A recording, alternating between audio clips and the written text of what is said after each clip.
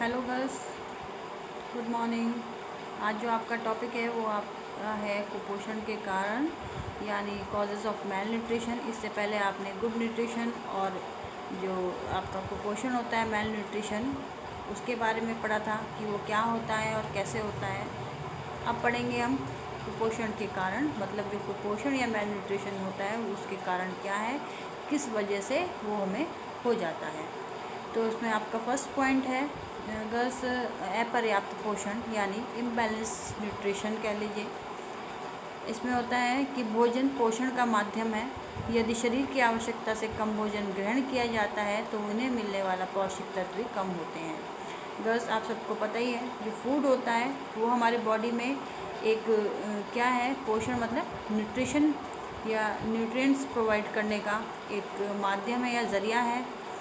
यदि शरीर में की जो आवश्यकता से कम अगर हम भोजन ग्रहण करेंगे या उस अनुसार नहीं करेंगे जिस अनुसार हमारी बॉडी को न्यूट्रिएंट्स मिलने चाहिए, तो क्या हो जाएगा, हमारी बॉडी में पोषक तत्वों की कमी हो जाएगी और अपर्याप्त स्थिति उत्पन्न हो जाएगी। और क्या होगा आपका अपर्याप्त मतलब जब हम किसी चीज़ को जितनी हमें लेनी है, जितनी हमारी बॉडी को रिक्वायरमेंट है उतनी हमें नहीं मिलेगी, तो क्या होगा, अपर्याप्त पोषण या फिर अपोषण की स्थिति उत्पन्न हो जाएगी। मतलब जो पोषण है वो हमारा पूरा नहीं हो पाएगा, अधूरा ही रह जाएगा।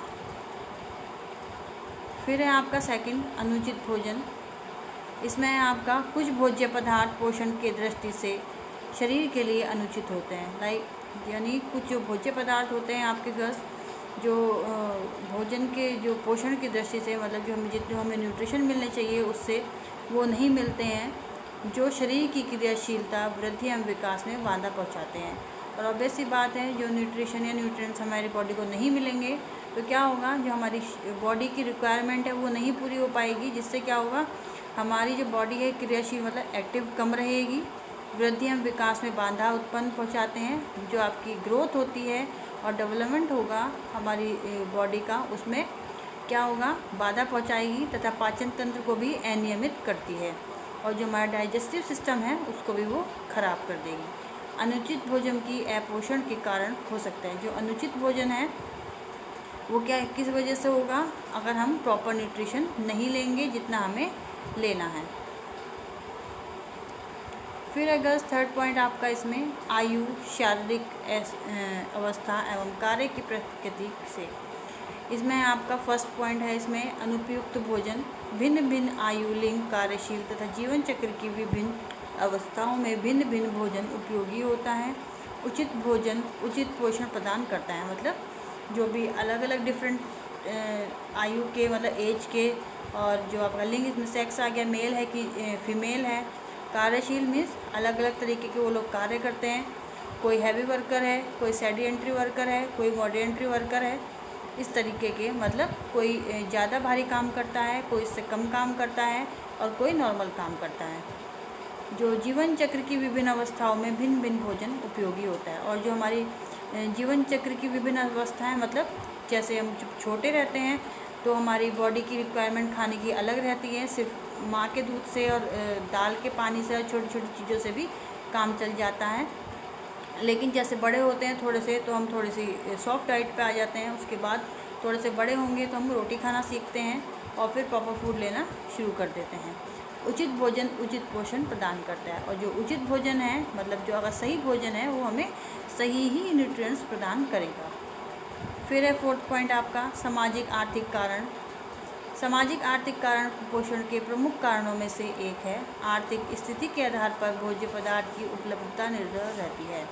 सामाजिक प्रतिबंधन तथा सामाजिक मान्यताएं, रीति रिवाज जैसे उपवास आदि भी कुपोषण को सहयोग देती है। जो सामाजिक आर्थिक कारण है मतलब आपको पता ही है, अगर जो सोशल और इकोनॉमिक्स जो रीज़न होते हैं, जैसे कि सोशल मतलब वही हो गया, आजकल के दौर में लड़के लड़की में भेदभाव किया जाता है बहुत जगह, तो उसका जो फल होता है क्या होता है, जो लड़कियों को भुगतना पड़ता है। मतलब लड़कियों को प्रॉपर न्यूट्रिशन नहीं मिलता है, प्रॉपर डाइट नहीं देते हैं, लड़कों की ज़्यादा केयर की जाती है। और आर्थिक से मतलब अगर हम और आर्थिक का मतलब है यहाँ कि मतलब हम इकोनॉमिकली स्ट्रॉन्ग नहीं है, आर्थिक तंगी है हमारे घर में, तो उस वजह से हम प्रॉपर न्यूट्रिशन नहीं ले पा रहे हैं, क्योंकि हमारे पास उतने पैसे ही नहीं हैं जो हम बाज़ार से जाके प्रॉपर सामान खरीद सकें खाने का। और कभी कभी क्या होता है, जैसे कुछ रिवाज हो गए, जैसे मान्यताएं हो गई हैं, जैसे आपका उपवास हो गया, उपवास जो फास्ट होता है वो भी कुपोषण को सहयोग देते हैं। फिर है गर्ल्स आपका इसमें अस्वस्थकर वातावरण, शुद्ध वायु का अभाव, सूर्य की पर्याप्त रोशनी का अभाव, स्वच्छता का निरंतर अभाव भी कुपोषण को सहयोग देता है। इसमें क्या है गर्ल्स, जो शुद्ध वायु का प्रभाव है, मतलब शुद्ध वायु का अभाव, ऐसी जगह पर हम रह रहे हैं जहाँ पे हमें प्रॉपर जो वायु है वो नहीं मिल रही है, वेंटिलेशन नहीं है जहाँ हम रह रहे हैं घरों में। आजकल आप लोगों ने देखा होगा जो बड़ी बड़ी सिटीज़ होते हैं तो वहाँ पे फ्लैट सिस्टम है, तो वहाँ पे क्या हो गया, जो शुद्ध वायु का अभाव रहता है। मतलब आजकल के टाइम पे क्या हो रहा है, वहाँ पे मेट्रो सिटी में पेड़ कटते जा रहे हैं और मकान बनते जा रहे हैं, तो जो वायु है प्रॉपर शुद्ध वायु है वो नहीं मिल पाती है, क्योंकि वहाँ पे इतना ज़्यादा प्रदूषण रहता है कि वहाँ सांस लेना भी मुश्किल हो जाता है। जैसे आपका फॉर एग्ज़ाम्पल दिल्ली है, मुंबई है, तो वहाँ आपने देखा होगा कि वहाँ एक धुंध रहती है गर्मियों के टाइम भी, तो वो क्या है, वहाँ प्रदूषण के कारण है। तो उससे क्या होता है, जो लोग हैं वहाँ ढंग से सांस भी नहीं ले पाते हैं। तो उसका मेन कारण क्या है कि लोग पेड़ काटते जा रहे हैं और मकान बनाते जा रहे हैं। सूर्य की पर्याप्त रोशनी का अभाव, अब जब ऊंची ऊंची बिल्डिंग बन गई है या फिसलम एरियाज़ वाले जो झोपड़पट्टी में लोग रहते हैं वो हैं, तो उनको क्या है, सूर्य की पर्याप्त रोशनी नहीं मिल पाती है, क्योंकि उससे क्या होता है, विटामिन डी हमें मिलता है, वो भी एक तरीके का न्यूट्रिशन है जो हमारी बॉडी के लिए रिक्वायरमेंट है बहुत ही ज़्यादा, और वो नेचुरल सोर्स से मिलता है। स्वच्छता का निरंतर अभाव भी कुपोषण को सहयोग देते हैं।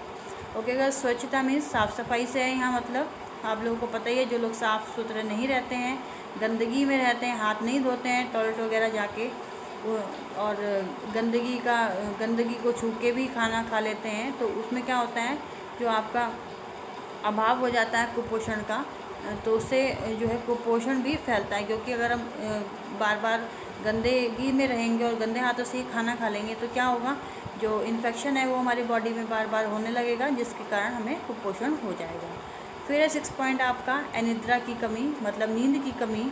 ऑब्वियस सी बात है, जब हमारी जो स्वास्थ्य है, जैसे आपका हो गया इसमें दिया हुआ है, नींद व्यक्ति किसको तनाव रहित तथा स्वस्थ बनाती है। पौष्टिक भोजन भी नींद के अभाव में अपनी उपयोगिता को बढ़ाता है।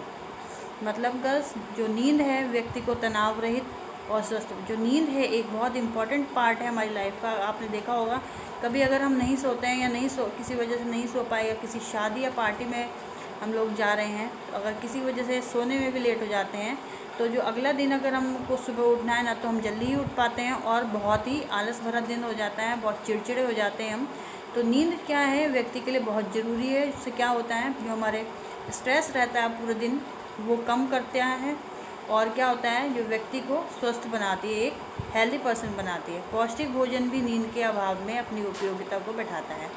जो पौष्टिक भोजन है, अगर हम नींद नहीं होगी पूरी, तो अगर हम पौष्टिक भोजन भी करेंगे तब भी उसका हमारे बॉडी पे इतना असर नहीं पड़ेगा। फिर अगर आपका इसमें 8 पॉइंट पाचन एवं अवशोषण का पूर्ण न होना, मतलब इनडाइजेशन होना हमारी बॉडी में। अनेकों परिस्थितियों में ग्रहण किए गए आहार का उचित रूप से पाचन एवं अवशोषण नहीं होता। कभी कभी ऐसी परिस्थितियाँ हो जाती हैं गर्ल्स कि जो हम आहार ले रहे हैं, न्यूट्रिशन ले रहे हैं अपने बॉडी में फूड के थ्रू, उनका अच्छे से पाचन मतलब डाइजेशन या फिर एब्जॉर्प्शन नहीं हो पाता है, जिसके कारण कुपोषण की स्थिति उत्पन्न हो जाती है। मीन्स जिसके कारण क्या होता है, जो न्यूट्रिएंट्स होते हैं वो हमें प्रॉपर नहीं मिल पाते हैं, और जो है हम माल न्यूट्रिशन की जो है शिकार हो जाते हैं। वो किस लिए होता है, वो किसी वजह से होता है। अगर किसी को बार बार बीमार पड़ रहा है व्यक्ति तो भी हो जाता है, और किसी को इन्फेक्शन है बार बार तो भी हो जाता है, बार बार डिहाइड्रेशन हो रहा है उससे भी हो जाएगा, कमी आ जाएगी हमारी बॉडी में, या बार बार लूज़ मोशन हो जाते हैं उससे भी कमी आ जाएगी न्यूट्रिशन की हमारी बॉडी में। यह दोषपूर्ण प्रक्रिया शारीरिक बनावट, बाधक तत्वों तथा विभिन्न रोगों तथा अनियमितताओं के कारण होती है। ये जो दोषपूर्ण प्रक्रिया है वो किसके कारण होती है आपकी, सबसे फर्स्ट है शारीरिक बनावट, बाधक तत्वों तथा विभिन्न रोगों तथा अनियमितताओं के कारण होती है। मतलब जो हमारी शारीरिक बनावट है, जो उसमें जो है कुछ तत्व ऐसे होते हैं जो बाधा उत्पन्न करते हैं विभिन्न रोगों। मतलब अभी मैंने आपको बताया कि बहुत से रोग ऐसे होते हैं कि एक व्यक्ति को बार बार रोग होते हैं, बार बार वो बीमार पड़ता है। और क्या होता है अनियमितताओं का कारण, और क्या होता है जो भी वो फूड लेगा उसे प्रॉपर वो डाइजेस्ट नहीं होगा, ना ही उसकी बॉडी में जाके अच्छे से वो लगेगा। फिर 9 पॉइंट आपका इसमें गर्ल्स ये है, इसमें अनेक दोषपूर्ण भोजन संबंधी आदतें कुपोषण को उत्पन्न करने में सहायता देती हैं। जो बहुत सी जो हमारी आदतें ऐसी भी होती हैं जो मेल न्यूट्रिशन को उत्पन्न करने में हेल्प करती हैं। जैसे फर्स्ट है आपका भोजन संबंधी रुचि और अरुचि। बहुत से लोग ऐसे होते हैं कि खाने में बहुत चॉइसी होते हैं कि हम ये खाएंगे, ये नहीं खाएंगे, दाल नहीं खानी है हमें, सब्जी नहीं खानी है, ग्रीन वेजिटेबल्स नहीं खानी है। तो उससे भी क्या होता है कुपोषण की आदत उत्पन्न हो जाती है। विलंब अथवा अधिक अंतराल पर भोजन लेना, ये भी एक बहुत बड़ा पॉइंट है जो कुपोषण होने का। विलंब मतलब देर से या बहुत ही ज़्यादा गैप करके भोजन को लेना। अगर हम ऐसे भी होता है कि जैसे ब्रेकफास्ट कर लिया और बीच आपने लंच का मील स्किप कर दिया, सीधे डिनर कर लिया। और बहुत से लोग ऐसे होते हैं कि ब्रेकफास्ट भी नहीं करते हैं, सीधे लंच करते हैं। तो उससे क्या होता है हमारी बॉडी में न्यूट्रिशन की कमी हो जाती है। कम अंतराल पर बार बार भोजन लेना। अब है आपका कम अंतराल पर बार बार भोजन लेना, मतलब बहुत से लोग ऐसे होते हैं कि जो उन्हें बहुत ज़्यादा भूख लगती है, हर घंटे उन्हें कुछ ना कुछ खाना खाने को चाहिए। तो ऐसे क्या होगा हमारी बॉडी जो है ये भी मेल न्यूट्रिशन के कारण हो जाएगी, मतलब ओवरवेट हो जाएगी। अधिक तला मसाले युक्त भोजन लेने का अभ्यस्त होना। बहुत से लोग ऐसे होते हैं जो अधिक मसाले युक्त भोजन खाने के आदी होते हैं। तो वो भी क्या होता है उसमें न्यूट्रिशन नहीं मिलता है हमारी बॉडी को और बीमारियों से हमारे शरीर घिर जाता है। मद्यपान अथवा अधिक चाय, कॉफ़ी, सिगरेट, तंबाकू का प्रयोग करना। और क्या है गस मद्यपान मतलब जो शराब है, चाय है, कॉफ़ी है, सिगरेट है, तंबाकू, जो लोग इन चीज़ों का ज़्यादा से ज़्यादा उपयोग करते हैं उन्हें भी मेल न्यूट्रिशन संबंधी आदतें हो जाती हैं। ओके गर्ल्स, अगर इसको आप टॉपिक में कुछ नहीं समझ में आया है इस वीडियो में आपको, तो मेरे से जूम मीटिंग में डिस्कस कर लीजिएगा। और स्पेशली तान्या, अगर आप ये वीडियो देख रहे हो, वंशिका, और भी बच्चे हैं, काजल, जिनके भी मुझे नाम याद आ रहे हैं मैं बोल रही हूँ, नीलम है और आपकी आलिया है, ये लोग वीडियो बिल्कुल नहीं, अब आप लोग क्लास बिल्कुल नहीं ले रहे हैं। तो ये मत सोचिए आप लोग की अटेंडेंस लग जाएगी।